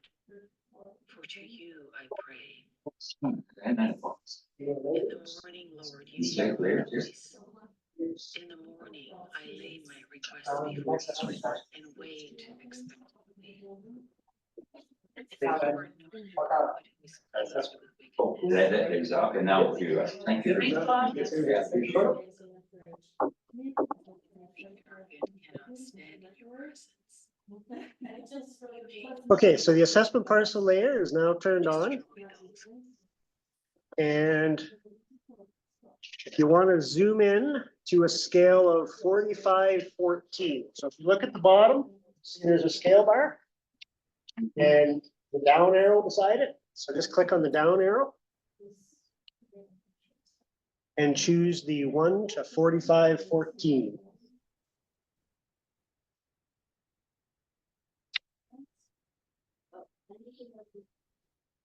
Right there? Just find that okay? Yep. And what this then, what you can do now is you're in close enough that you want to see imagery turned on likely. So a quick way to do that is on the bottom of the map, you'll see. Oh, that's interesting. My mouse here isn't lined up with my No. mouse there. Okay. Yeah, you've been tricking me with that one.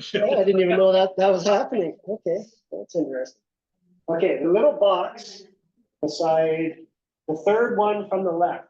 So this one here, it's just to the right of a little Google Street View symbol. If you click on that, you'll see it gives you the option of looking at topography or looking at imagery. So click on the imagery. And that should turn on the high resolution imagery for you. Did that work for you? Yeah, got it. Is anybody online having troubles? No, it's all good. Okay. Oh, So when I click on that, it says open image tab, say images. Oh, so this is. choose.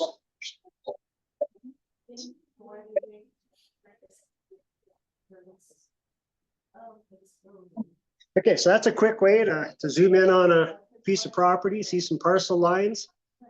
And as you'll note,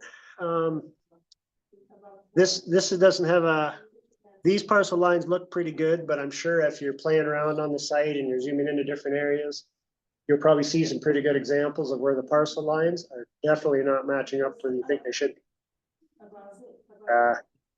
And that's largely because some of the data on here for parcels hasn't been updated in probably about 30 or 40 years.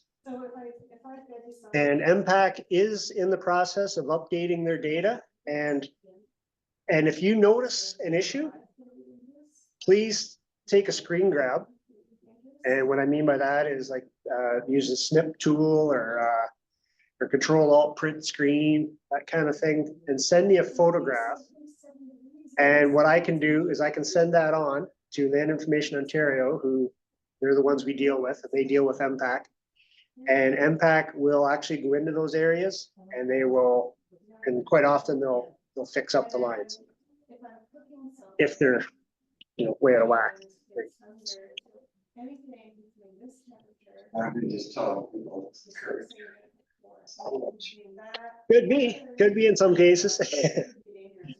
Okay, so here's the next question is, what's the year of the imagery that you zoomed in on? You remember how to figure that out?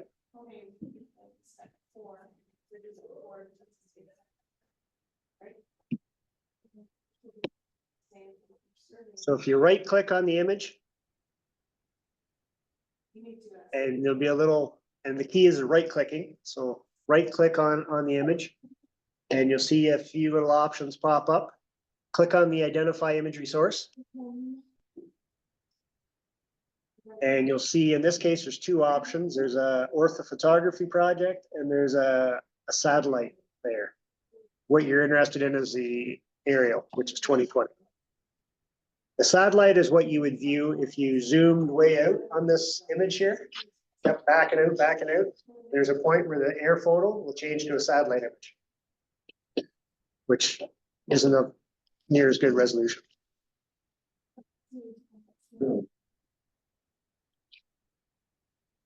Okay, so now can you find out the roll number of the property?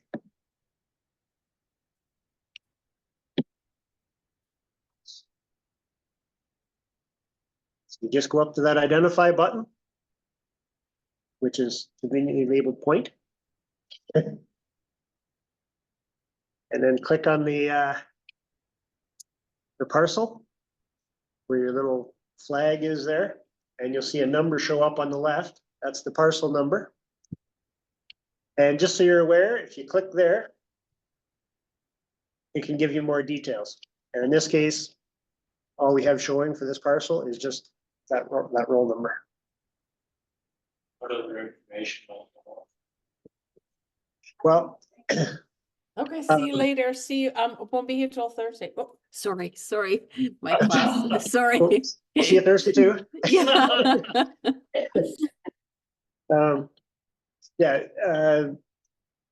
Not as much under assessment parcel, but under the premise ID layer. And that's probably one I should have showed as the example. But if you go back, if we turn on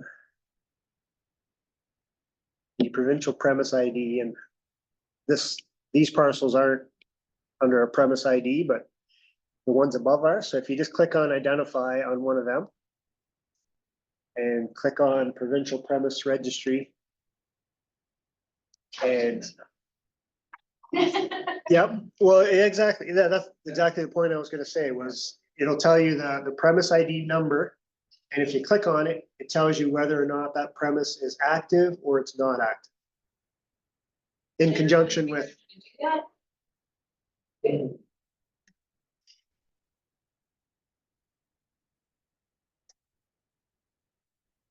So when we say act, somebody's updated it in the last.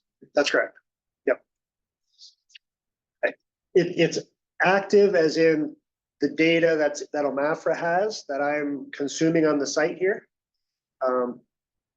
It states that it's active. How does it become inactive?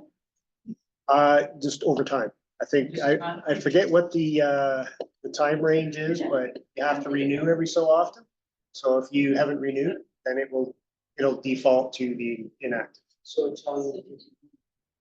Yeah, 2 years or 2 years or a change.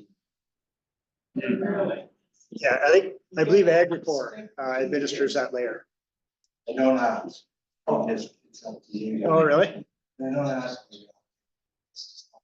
You, or you remember that You gotta keep doing it. I keep doing it, and so the trigger for that is just.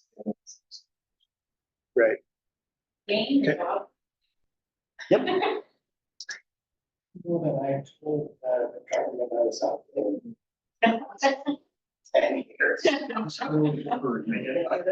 Yeah, you know, we.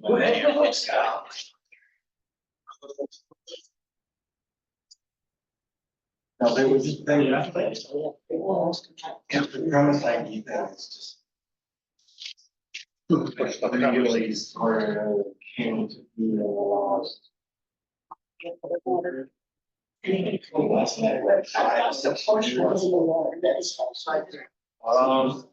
get that straight luck, you. That's why they. Who cares? You have to one stop here, oh my gosh. Pork producers have their footprints. Basically. I'm assuming the Arians. Okay, so now for a little challenge, let's figure out what the area is of the woodlot that's on that property.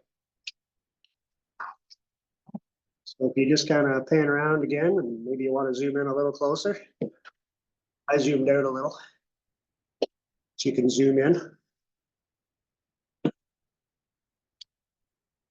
So if you go up to the top there where it says measure distance. If I can make my that screen go away. Anyway. And just click on the down arrow and choose measure area. Hey, Lori. Do you know how I can get rid of this little green, this square here? Can I? Should be able to just hide the whole toolbar, because it's all in your Yeah. side floating meeting controls. Oh, there we go. Perfect. Thank you. And that other thing should be used. All right. So this is what I was wanting to show. Up here beside the measure area, you can choose your units that you want to measure with. So in this case, let's just talk acres for the woodlot. Oh, come on, use nautical miles. Nautical miles. So you just go over and just with your left mouse button, left click. Just start dropping points wherever you want to make a little shift in the shape, and just keep clicking your left mouse button. I'm not bang on here, but close enough. Double click when you finish. When you get to the end and you want to stop drawing your feature, double click with your left mouse button. And it should calculate and show you the acre area in acres and the perimeter distance.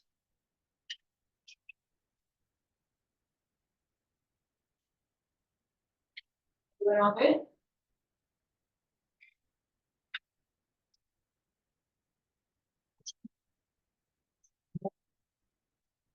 Yeah, this one I can tell you on Friday when I'm in London Farm Show, I'll be doing this most of the day. Maybe you want, maybe instead of buying our own farm, buying a neighbor's farm. Could be, yeah. Do a lot of. Mhm. Yeah, and that was, well, and that was it. When we first come out with AgMaps and the high res imagery, there was a lot of people not real happy with this. They thought it was a very big invasion of privacy and whatnot, but I think thanks to Google, and they're a big machine marching forward. You know, I think people realize that, well, it's gonna happen one way or another. So I think as long as people don't use it for the wrong purposes, we're okay. And I think a lot of people that started using it as an actual tool that they can use on their farms, then it became more accepted. And we got less heat when we started going to shows, when we were going to shows. So. As a non-farmer, what would I have to do, or could I access this program? Oh, there's no cost, it's free. Yeah, no subscription or I don't anything. need to be a member of OMAFRA or anything? Nope, Okay, nope. cool. Even, Like, yeah, it's a great research tool. even if you're sitting over there in Europe and you're interested in what farmland looks like in Ontario, you can fire up your internet and look at our property in Ontario. Okay, so now that we've got the area.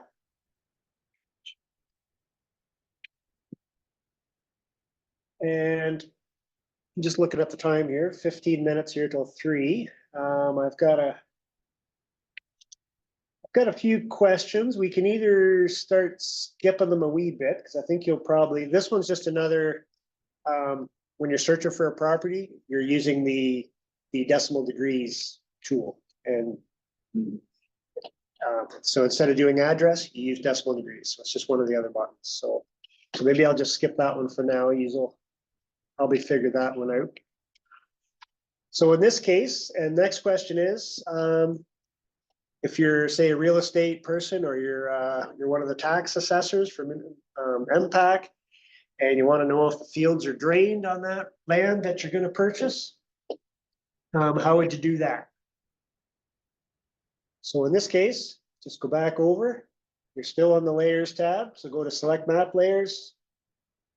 Scroll down to environment-based data group, expand that group, and check on the box that says agricultural tile drainage. And you can see that the parcels we're zoomed in on are not tiled, but the field right behind them is, and there's a 2020 written on it, which indicates that the contractor that installed the tile did it in 2020. How do I know that that's the symbol for tile drainage? Oh, that's actually just what I was gonna show you. No, that's good. I'm glad. That's a good lead in. If you go back over to the legend on the left-hand side, you see this little symbol that's beside the checkbox, and mouse is in there. Don't follow the mouse. No. There we go. My hand's pointing to where we're supposed to know that thing. If you click on that,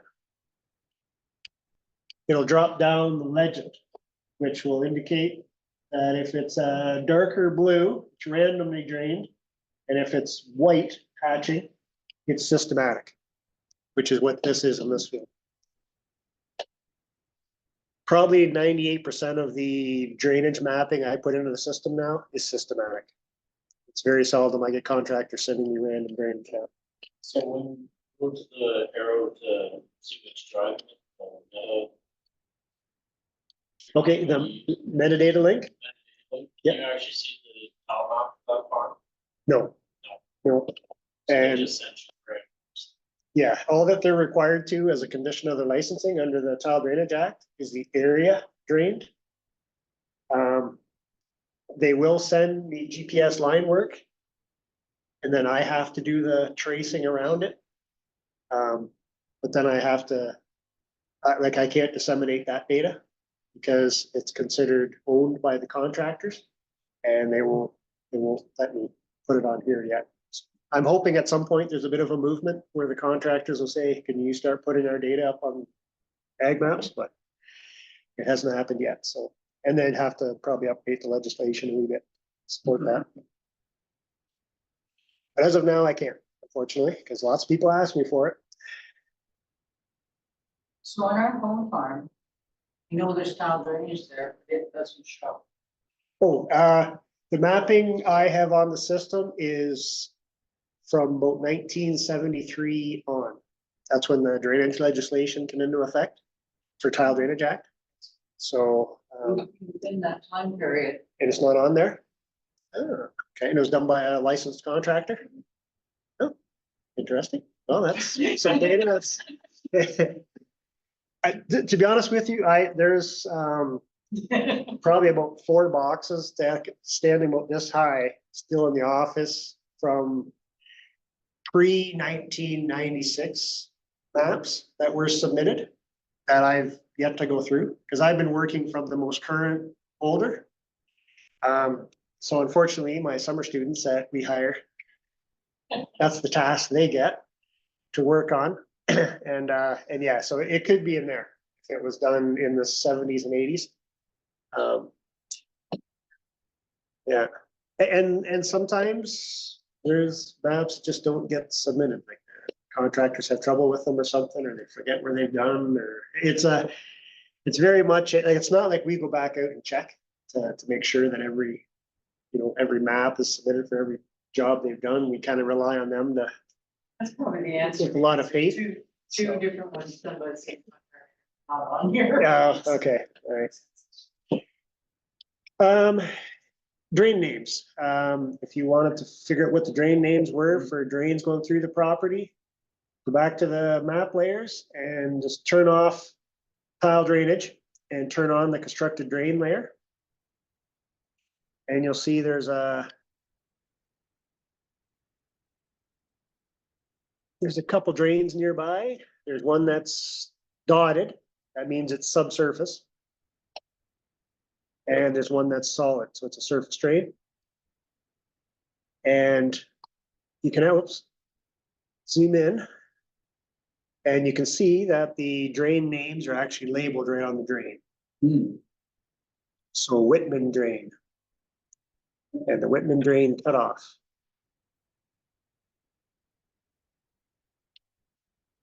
You can pan around and see what else is in the area, and you see another one to the south. There's a Gilead drain. So What is the last name of the owner, or how does it get a name? it's the name that's on the drainage report. How do they create that name? It's a municipal bylaw that gets passed for every drain report. So somehow the municipality chooses what that name should be. I think it's usually the name of a landowner that owns most of the property that impacts that drain, or that drain impacts. Or the dog. It could, yeah, I don't, that's a good question for our drainage coordinator sometime, is to ask how those names are come about. But if you go up to the identify and then click on a drain, you'll see that I've got the assessment layer turned on and constructed drains. So just click on constructed drains and you'll see it's a Whitman drain. And just click on that again. And you'll get all the details that we have in the system for that constructed drain.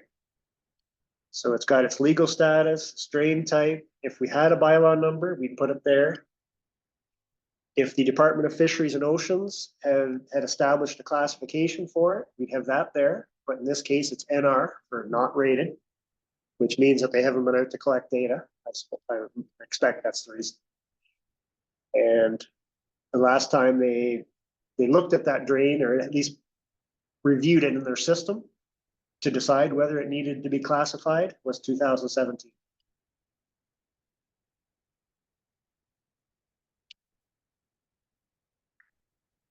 Anyone need Bob to back up if you need more on that, or did you all catch up? Lots of things. I need no information. And just click right on the drain.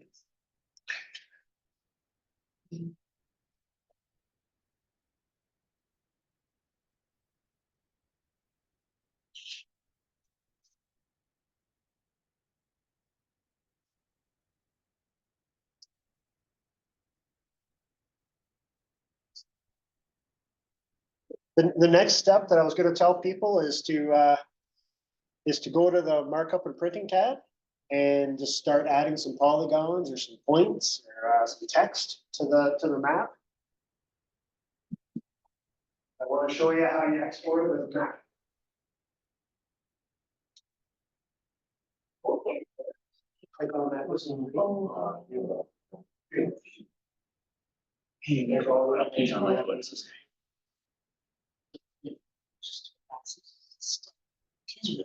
We don't have many bylaw numbers populated right now, but we're getting more all the time.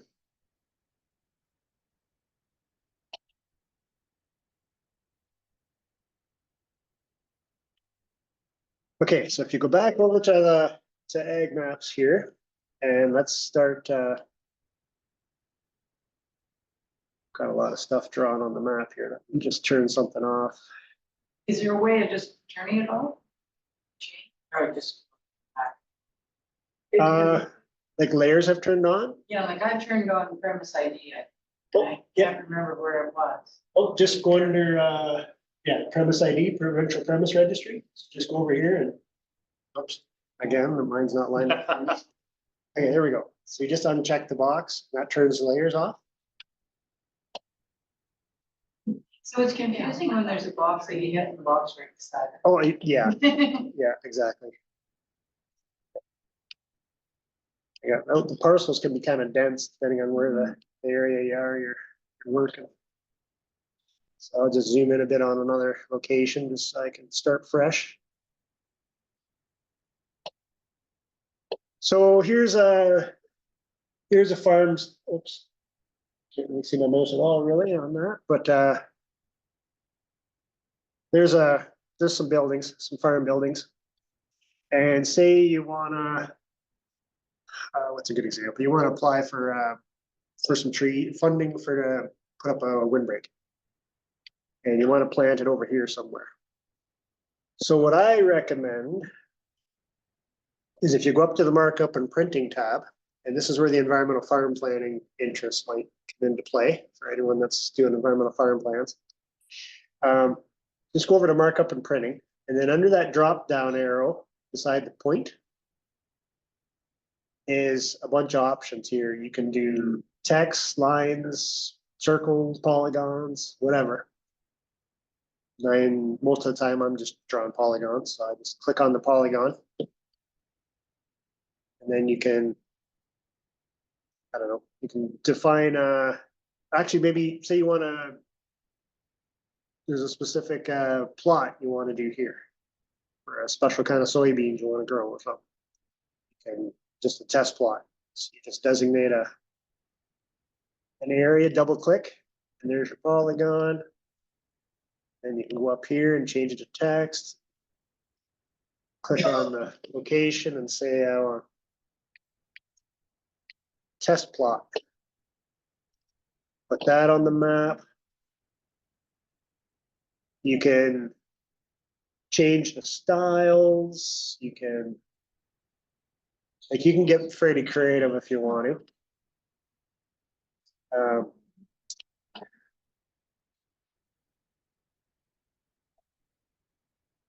Soybeans, make that that done.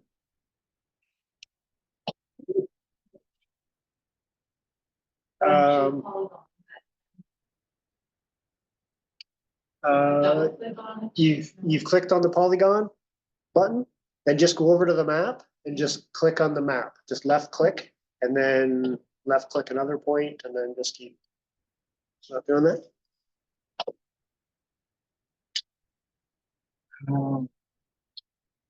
Mine isn't, the polygon is. Maybe it isn't.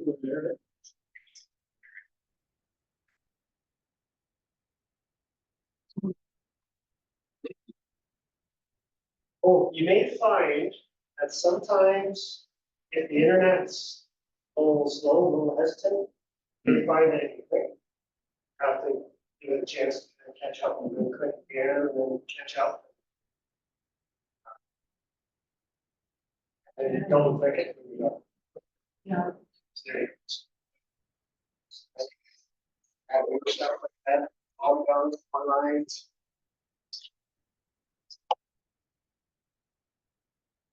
And what I was gonna show you from the template standpoint was if you go over to the create a map.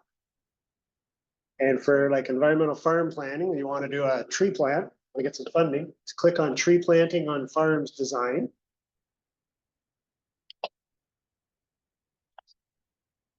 And just in any field, any of the information on the left there where it has a little star beside it, that means that it's a mandatory field. So you have to put something in there. So in this case, just go,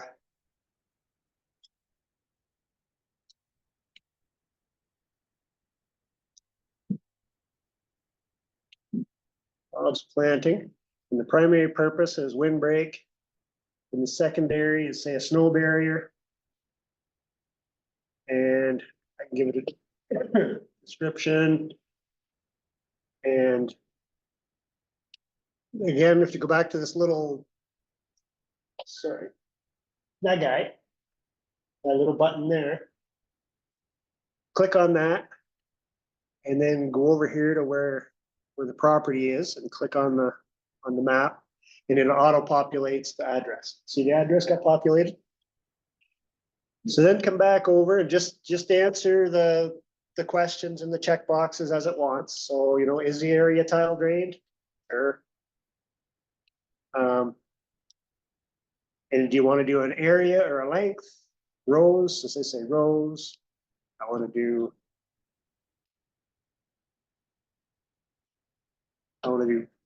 3 rows. And the planting area, so just designate, click on the polygon and go over here and say, okay, I want it beside the house. So you just make it big enough you can see it, but double click and you'll see that it auto calculates the planting area and the planting length. Seems like a silly question that it asks you, but it's needed for the calculations here in the background. So just again, click on the line button and then just draw the length of the planting area. And it auto calculates again the length. And this is where it starts getting kind of fun and where we start making AgMaps a little smarter.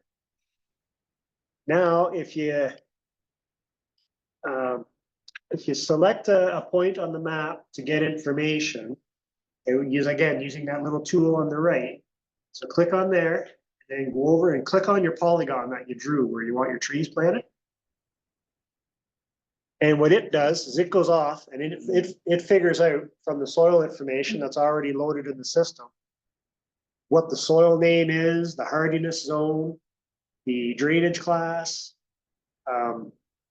and which conservation authority you're in, because usually most of the tree planting programs are run through either the conservation authorities or OSCA.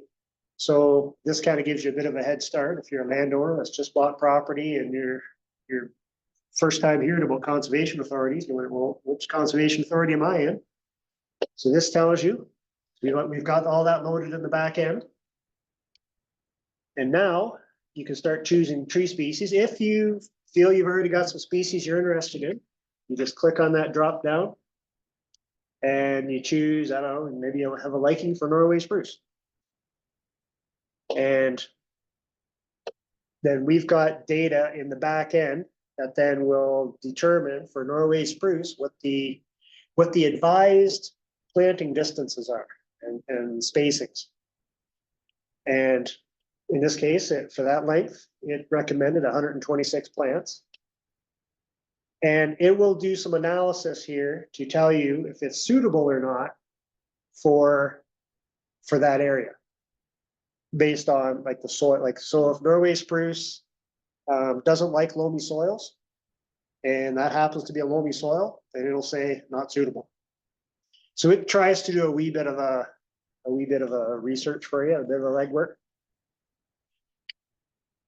And some of these other things were just are things that we put in there because at the time when my coworker was helping me with this, is what people were really interested in, and pollinator species were very big with people at the time. So we actually did that analysis to determine, well, what our Norway spruce like from a pollinator perspective. In this case, not so good for pollinators, but. And then an estimated cost per plant. But that needs to be badly updated, so please ignore that. We buy them. Yeah, exactly, yeah, and these are the real small ones. So. But anyway, at the end of the day, you scroll down, you finish that off for, we've allowed you to put in 3 different species. And then when you, at the bottom, if you want to just, you don't like what you've done, you want to just do it over again, you hit reset map, or you go export. And this is the same for all the templates you have in the system. You export the map when you're done filling out the information that's needed. It'll make a map and it'll then tell you your file is ready. To view the file, please click on open file. Click on open file. It gives you a little drop-down message that says, do you trust us to open this file on your computer? Because nowadays you never know who's sending you stuff across the internet. So if you trust Leo applications, which is AgMaps backend, click OK. And it will open up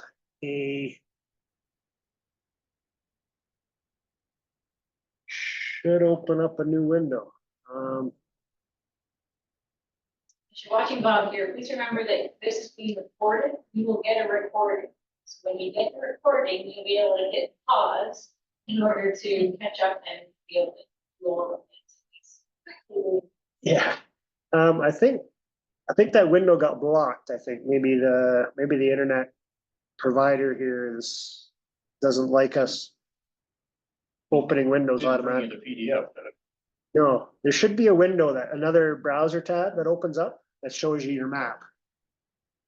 And I don't see where it's hiding anywhere. I think it got blocked. Let me try that again, and I'll hold the control key and see if that overrides it.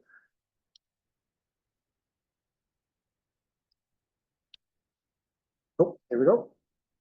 I did. Okay, so sometimes you can, I'm not sure if I should be saying this, but you can trick the system by hitting the control key while you're trying to open a file. And what that does is I think it just kind of tells your system or your security settings or whatever is doing the blocking. It's okay. I'm intentionally opening it myself. So if it goes wrong, it's on me. So anyway, so there's a map that is opened up with all your information on the left-hand side, the map on the right. And if you go up to the right-hand corner,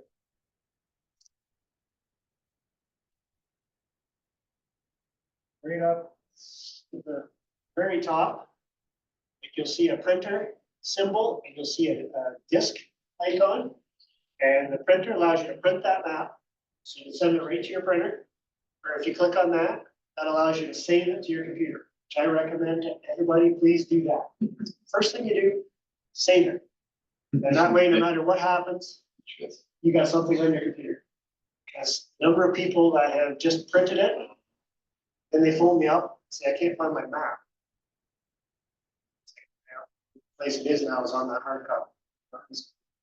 Go get your scanner. Yeah, well, if you scan it, couple steps to do before you can email it. So anyway, so that's how you get to the final stage of making a map. And especially for the environmental farm plan, I know that was of interest. You just go back here under environmental farm plan. That's another, as I said, there's a whole bunch of these, so it all depends on what you're making your map for. Actually, not too long ago, I had coworkers who were big on promoting farm fire safety sketches. So what they were hoping people would do is do up a map that shows, I'll just scroll down here a little bit. It shows all your, like where all your barns are, which one's the equipment shed, which one's manure storage, an anaerobic digester. And you can put these symbols on the maps that label all the hazards. So where do you keep your petroleum storage? Where do you keep your chemicals? Where's the hydro box? Where's the water supply? And then then you put livestock types on each of the barns. And the idea was that they were hoping landowners would make the map and print it off and maybe take it to someplace like Staples or somewhere where they can blow it up a little bigger. Then have it posted on somewhere that the fire department or the police department or ambulance would see it if they were called to your place. It would be nice and obvious. They could go right to there and they would just know, okay, where's the water supply? Where's the hydro and everything? And it would just save them a lot of time. So that's the idea behind that farm. How did you get? Oh, sorry. Go to markup and printing tab. And then click on the create a map.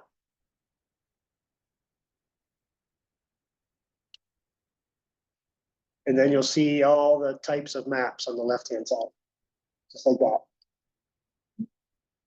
And so this one, for of interest in the environmental farm plan, here's an example where hopefully we've got a lot of information that would be asked for in the environmental farm planning workshop set up here on the left-hand side. So Needs full day, like I can see that much. I can see anything else. Yeah, that's all. What you've got there. you can see this.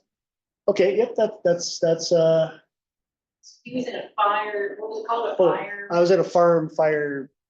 I was That's in where you the, saw was the. yeah, the farm fire safety sketch. Sketch. This one here is the environmental farm plan that I went to. Okay. Where did you go? Oh, I'm still there. I'm still in the environmental farm plan. I'm just scrolling down just to show you. Oh, that's on the farm fire. Yeah, I'll go back to it for a minute. Yeah. Farm fire safety sketch. Not the environment. Yeah, sorry, I did that kind of fast, but yeah, if you go to that one, you can see the Yeah. and scroll down, then you can see all the different symbols and whatnot. But the environmental farm plan is that way. You make them put pesticide storage. So how did that on there?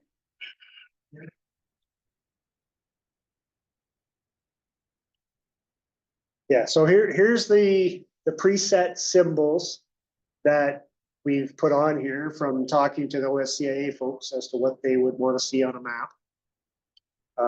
Fencing, storage, field boundaries, wells, trees and woodlots, water. This is basically their wish list. Yeah, I remember when we used to running a feed out of here, fuel tanks, and wondering about that too. But You could use the storage. Yeah. Yeah, no doubt. We've only really had a couple chats with OSCA. I haven't really chatted with anyone since, and I've been wanting to. I don't know why we haven't been chatting more, but we need to refresh that because I think there is more. Things have changed enough that we should be updating this a bit.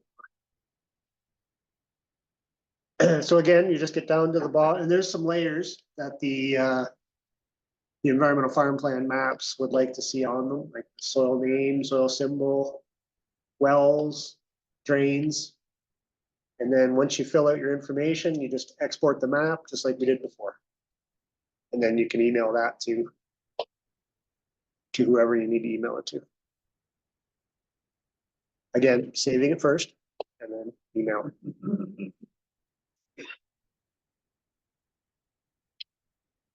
So I think that pretty well covers everything I wanted to show you. Is there any other questions or concerns or clarifications that anyone had for me?